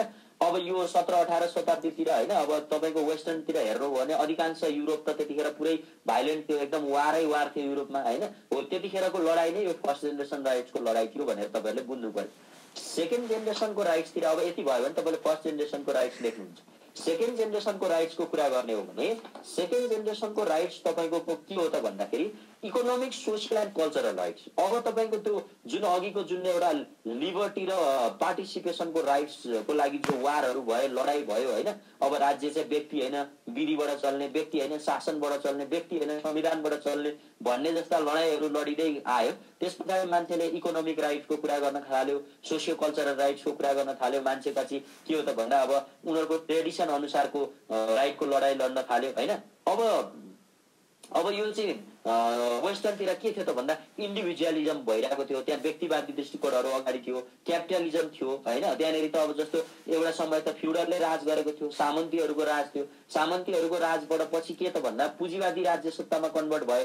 त्यो पुँजीवादी राज्य सत्ता क्यापिटलिजम स्टेटहरूमा पनि के हुन थाल्यो त भन्दा फेरि शोषण हुन थाल्यो। किनभने राइटको कुरा कहाँ आउँछ, जहाँ भाइलेसन हुन्छ, जहाँ चाहिँ अधिकारलाई के गरिन्छ, कर्टेल गरिन्छ, त्यहाँ चाहिँ अधिकार के हो त भन्दा अधिकारको बहस सुरु हुने हो। वास्तवमा पश्चिमाहरूमा बढी राइटको डेभलप हुनुको कारण भनेको इन्डस्ट्रियलाइजेसन होइन, औद्योगिकरणको विकास, त्यो औद्योगिकरणले के हो त भन्दा अब पुँजीवादले चाहिँ त्यहाँनिर श्रम शोषण, मान्छे 18 घण्टासम्म लगालग काम गरेको छ, मान्छेको कुनै व्यक्तिको कुनै महत्त्वै छैन, मान्छे मर्योस् त्यो इच्छा खाएको छ छैन, त्यसको त्यो मतलब भन्नु न तपाईँको त्यो खालको स्टेटबाट डेभलप भइरहेको थियो। त्यसमा इकोनोमिक सोसियो कल्चरल राइट्सहरू चाहिँ तपाईँको सेकेन्ड जेनेरेसनको राइट्स थियो। त्यहाँ मान्छेहरूले अब राज्यले पनि अधिकार प्राप्त गर्नुपर्ने, यहाँ त इम्पेरियलिजमको कुरा थियो, त्यहाँ त साम्राज्यवादको कुरा थियो होइन। त्यही भएर त 1776 पछाडि अमेरिकाले के भन्यो भने नो तपाईँको चाहिँ के अरे नो ट्याक्स विदाउट रिप्रेजेन्टेसन भन्ने एउटा चाहिँ स्लोगन लिएर अमेरिका स्वतन्त्रता प्राप्ति गर्यो। उसले के भन्यो भने तिमी बेलायतले उसको चाहिँ कोलोनी बनाएको थियो,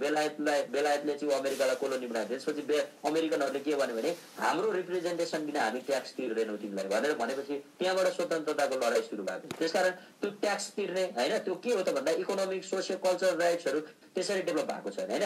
अब चाहिँ तपाईँको चाहिँ स्टेटलाई चाहिँ एउटा खालको अगाडि बढ्नको लागि होइन उसले चाहिँ आफ्नो के हो त भन्दा नागरिकहरूप्रति चाहिँ जवाफदेही बन्नुपर्ने सिचुएसनहरू चाहिँ बिस्तारै आउँदै थियो। यो सेकेन्ड जेनेरेसन राइट्सको सन्दर्भमा भयो। अब थर्ड जेनेरेसन राइट्सको सन्दर्भको कुरा गर्ने हो भने चाहिँ के हो त भन्दा यो थर्ड जेनेरेसन राइट्स चाहिँ त्योभन्दा पनि अगाडि बढेर माइनोरिटीको कुरा होइन, मार्जिनलाइज कम्युनिटीको राइटको बारेमा चाहिँ यसले बोल्न थाल्यो होइन, अल्पसङ्ख्यकको विषयमा यसले बोल्न थाल्यो। अब अहिले त हेर्नुहोस् त, अब थर्ड जेन्डरको विषय कुरा गर्ने हो भने एलजिबिटीआईक्यूको समाजको कुरा गर्ने हो भने त्यो समाजका मान्छेहरूलाई पनि आज नेपाल त धेरै उदार छ यसमा। एसियामा पहिलो हाम्रो चाहिँ कन्ट्री हो जसले चाहिँ तेस्रो लिङ्गीहरूलाई नागरिकता दिने काम गरेको छ। हामी त धेरै अगाडि छौँ यो थर्ड जेनेरेसन राइटको कुराको सन्दर्भमा। तर पनि नेपालमा अझ सम्पत्ति कसरी भाग लगाउने, सेम सेक्स म्यारिजलाई भ्यालिडिटी दिने कि नदिने, यी सारा अधिकारका विषयहरू अझ गहन छन्। माइनोरिटीको कुरामा हेर्ने भने हाम्रो राज्यले लामो समयदेखि ब्राह्मणवादी सत्ताले चाहिँ होइन ब्राह्मण क्षेत्री बाहिर राज्य सत्ताको पहुँचमा कहिले पनि माथि अरूले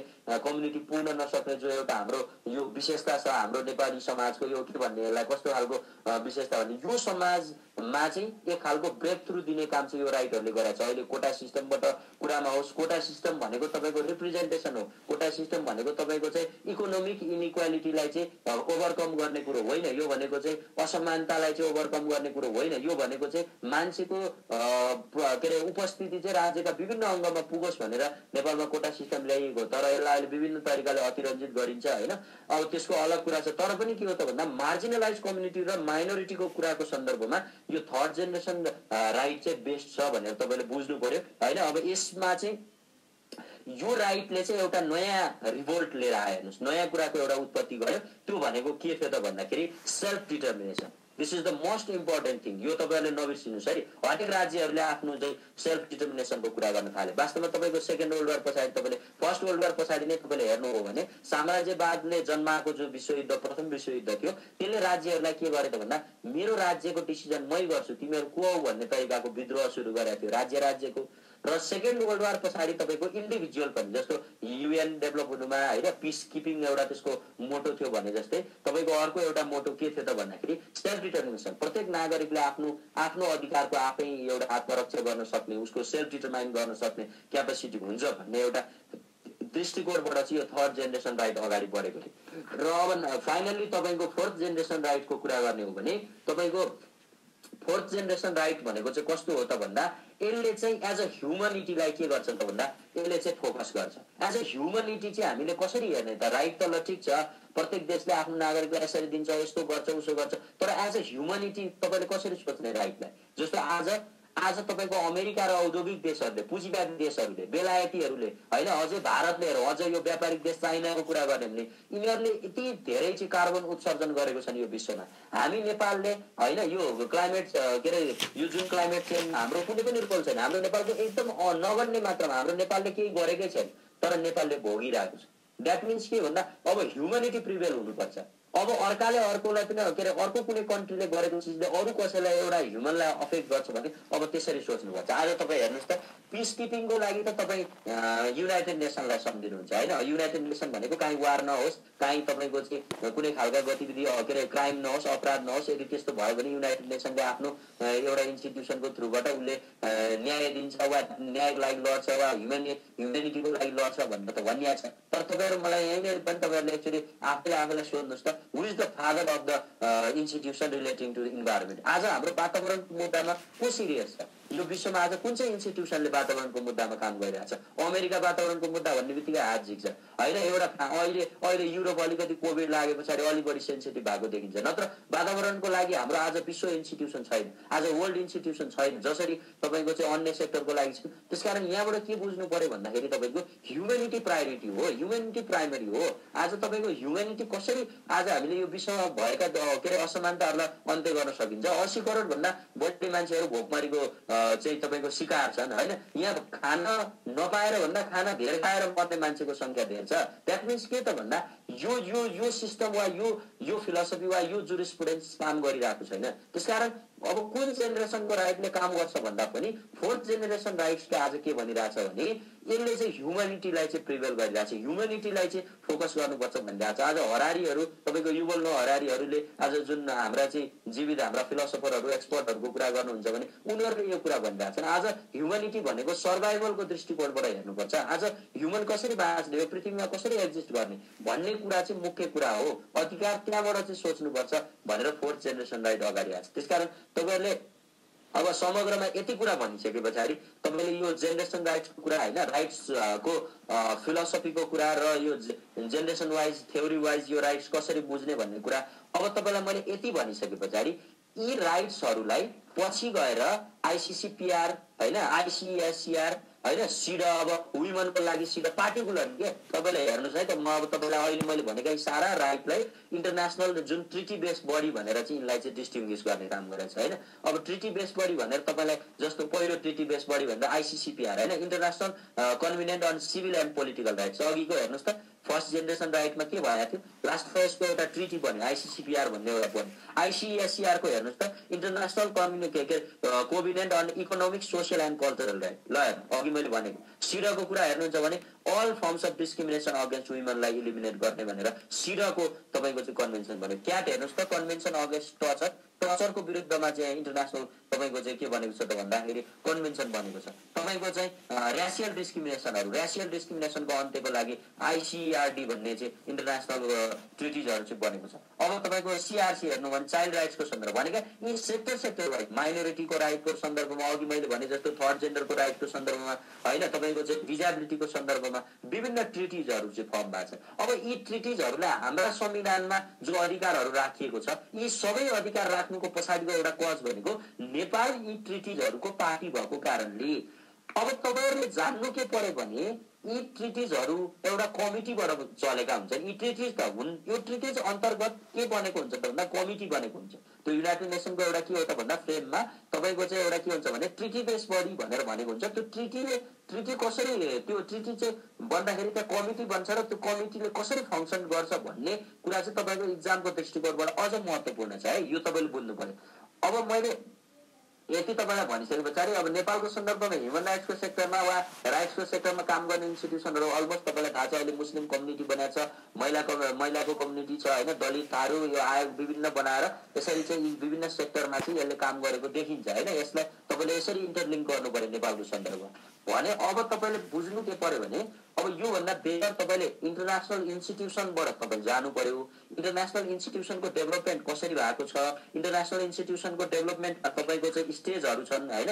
अब तपाईँले त्यो स्टेजहरू चाहिँ थाहा पाउनुपर्छ। 6-7वटा स्टेजमा चाहिँ इन्टरनेसनल इन्स्टिट्युसनहरू डेभलप भएको छन्। अब मैले यसलाई चाहिँ आजको क्लासमा अलि नभ्याउन सकिन्छ, त्यही भएर यसलाई मैले भोलि नै भन्नुपर्ने हुन्छ। भोलिको क्लासमा तपाईँलाई मैले यो इन्टरनेसनल इन्स्टिट्युसनहरूमा चाहिँ तपाईँको चाहिँ कस्तो कुराहरू चाहिँ छ, जस्तो अब ट्रिटी अफ वेस्टफेलियादेखि लिएर आएर तपाईँलाई अहिलेको युनाइटेड नेसनसम्म मैले ल्याउनु पर्ने हुन्छ। तपाईँको चाहिँ पहिलो होली अलायन्स भनेर त्यतिखेर चाहिँ गर्ने Holi alliance and concert of Europe भनेर चाहिँ नाम दिएको थियो। यो फर्स्ट तपाईँको चाहिँ एटेम्प्ट हो, पहिलो कोसिस हो।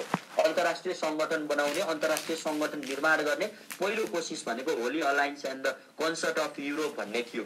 दोस्रो तपाईँको के थियो, दोस्रो एटेम्प्ट तपाईँको के थियो भन्दाखेरि तपाईँको हेग सिस्टम भनेर सेकेन्ड प्रयास गरिएको थियो अन्तर्राष्ट्रिय इन्स्टिट्युसनको डेभलपमेन्टमा। स्टेजमा हेर्नुहोस् पछि त्यो हेग सिस्टमले धेरै ठुलो काम गरेको छ धेरै ठुल्ठुला इन्टरनेसनल इन्स्टिट्युसनहरू डेभलप भएका छन् तपाईको त्यसपछि थर्ड स्टेपमा जानुहुन्छ भने इन्टर गभर्नमेन्टल इन्स्टिट्युसन भनेर डेभलप गरिएको थियो हेर्नुहोस् इस्टाब्लिसमेन्ट अफ इन्टर गभर्नमेन्टल इन्स्टिट्युसनहरू चाहिँ त्यतिखेर चाहिँ डेभलप गरिएको थियो यो तपाईँको थर्ड स्टेज हो इन्टरनेसनल इन्स्टिट्युसनको विकासको क्रममा तपाईँको चाहिँ फोर्थ स्टेजमा प्राइभेट इन्टरनेसनल इन्स्टिट्युसनहरूको डेभलप गरिएको थियो र तपाईँको पाँचौं एटेम्प्ट कसरी गरिएको थियो भने लिग अफ नेसनको थ्रुबाट पाँचौं एटेम्प्ट गरिएको थियो अन्तर्राष्ट्रिय संगठनहरूको विकास गर्नको लागि र छैटौं एटेम्प्ट भनेको युनाइटेड नेसन बनाएर आजसम्म तपाईँको कुन इन्स्टिट्युसनहरूले आज संसारभरि काम गरिरहेको छ त भन्दा युनाइटेड नेसनले चाहिँ आज संसारभरि काम गरिरहेको छ तपाईँले यहाँबाट बुझ्नुहुन्छ इन्टरनेसनल इन्स्टिट्युसनको ओरिजिन डेभलपमेन्टको लागि यो 6वटा स्टेज महत्त्वपूर्ण छ भन्दा 6वटा के अरे तपाईँको चाहिँ